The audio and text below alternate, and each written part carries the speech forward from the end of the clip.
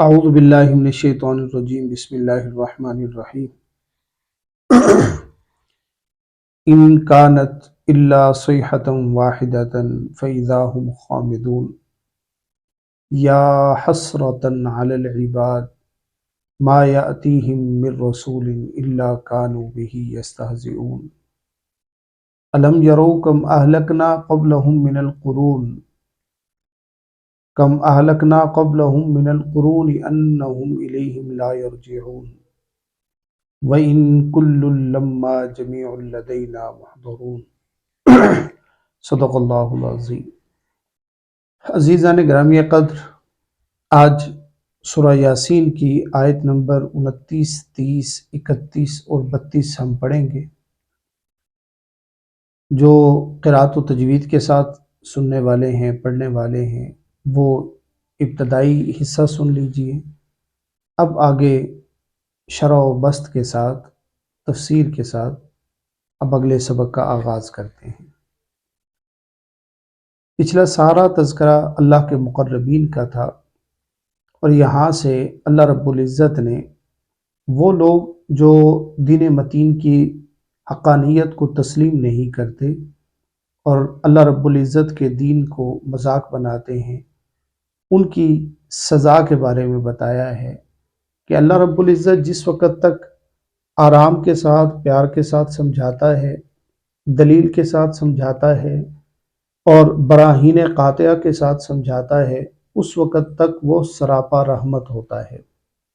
لیکن جب انسانیت کے اندر سے وہ عناصر جو اللہ کے مقربین کا مذاق اڑاتے ہیں، اللہ کے فرستادہ لوگوں کا مذاق بناتے ہیں، پھر اللہ رب العزت ان کے ساتھ کیا معاملہ کرتا ہے، آج کی آیات میں یہی تذکرہ ہے۔ فرمایا کہ ان لوگوں کے پاس ہم نے نیک افراد بھیجے، انہوں نے ان کا مذاق اڑایا، تو اب اللہ نے ان کو سزا دینے کے لیے کیا کیا کہ ان کانت الا صیحۃ واحدہ۔ صیحہ چیخ کو کہتے ہیں، یعنی ایک چیخ آئی فاذا ہم خامدون، اور پھر وہ تمام کے تمام تباہ و برباد ہو گئے۔ خامد کہتے ہیں بجھ جانے کو، جلنے کے بعد بجھ جانا، اس کو خامد کہا جاتا ہے۔ تو فاذا ہم خامدون، کہ پھر وہ ایسے ہو گئے کہ جیسے کبھی وہ جلے ہی نہ تھے، کبھی وہ تر و تازہ ہی نہ تھے۔ ایک چیخ آئی، ان کا پورا علاقہ ملیا میٹ ہو گیا۔ روایات میں ہے کہ جب انہوں نے نافرمانی کی انتہا کی اور اللہ کے نیک مقرب لوگوں کو شہید کر دیا، پھر اللہ رب العزت نے غضب میں آ کر ایک فرشتہ بھیجا۔ اس فرشتے نے ان کے گاؤں کی جو ان کی بستی تھی، ان کا گاؤں تھا، اس کا صدر دروازہ جو مین دروازہ تھا، اس دروازے کو یوں کر کے ہاتھ سے پکڑا اور زوردار چیخ لگائی۔ اس چیخ سے ان سب کے کلیجے پھٹ گئے، سب وہیں کے وہیں مر گئے، اور ان کی آبادیاں سب تہو بالا ہو گئیں، سب تباہ و برباد ہو گئیں۔ فرمایا کہ جب اللہ رب العزت نے کسی کو سزا دینی ہو تو بہت لمبے چوڑے اللہ لشکر نہیں بھیجا کرتا۔ اللہ جب تک رحمت کی نظر کے ساتھ دیکھتا ہے وہ بڑا رحیم ہے، لیکن اس کے ساتھ جب اللہ کے مقرب بندوں کی بات آتی ہے پھر اللہ بذات خود بدلہ لیتا ہے۔ فرمایا کہ ان کانت الا صیحۃ واحدہ فاذا ہم خامدون، کہ جب اللہ رب العزت کا غضب جوش پہ آیا تو اللہ رب العزت نے فقط ایک فرشتے کو بھیجا، اور اس ایک فرشتے نے آ کر بھی فقط چیخ لگائی، اور اس چیخ سے ہی سارا کا سارا نظام تہو بالا ہو گیا۔ اب اللہ رب العزت اگلی آیت میں لوگوں کے بارے میں بات کرتے ہوئے کہتا ہے کہ یا حسرتن علی العباد، ہائے افسوس اے میرے بندوں، ایسے بندوں پر افسوس ہے کہ ما یاتیہم من رسول الا کانوا بہ یستہزئون۔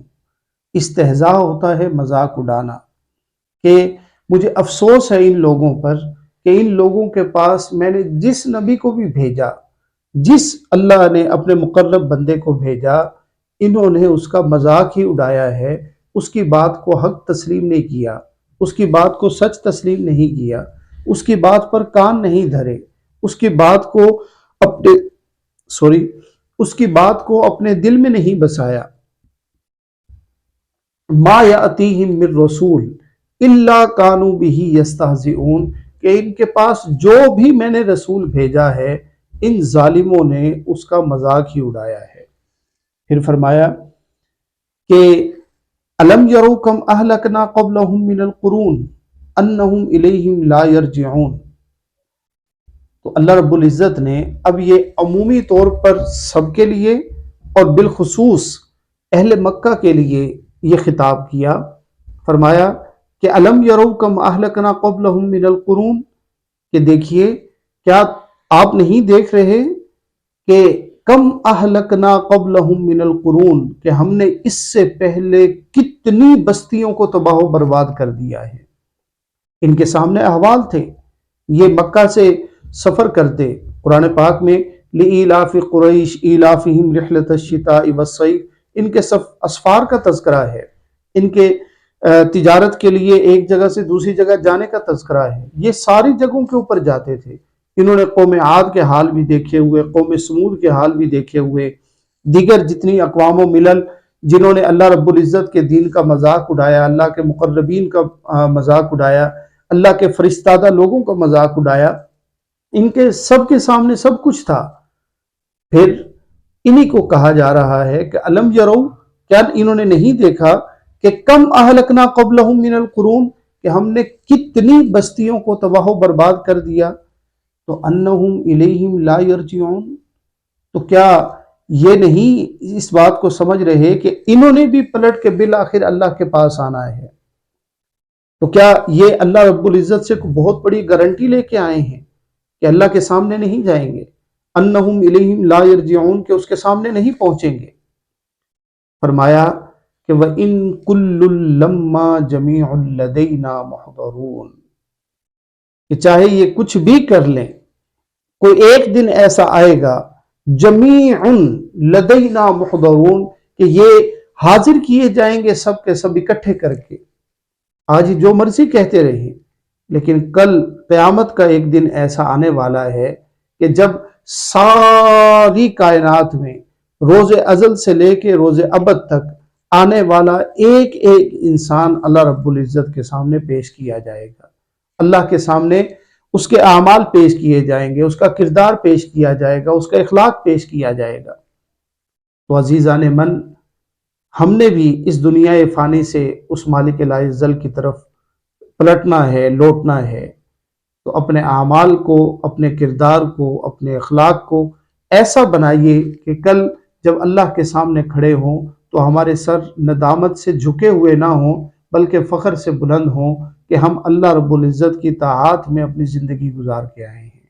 والسلام علیکم ورحمۃ اللہ وبرکاتہ۔